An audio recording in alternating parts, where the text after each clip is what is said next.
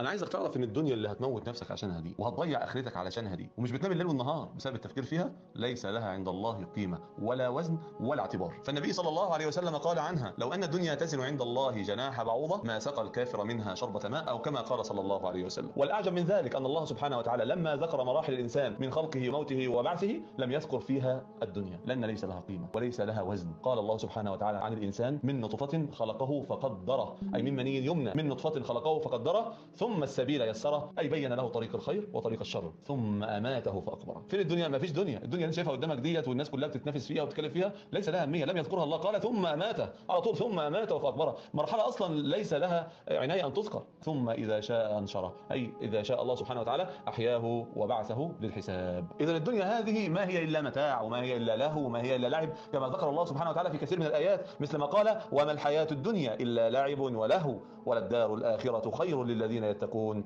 افلا تعقلون.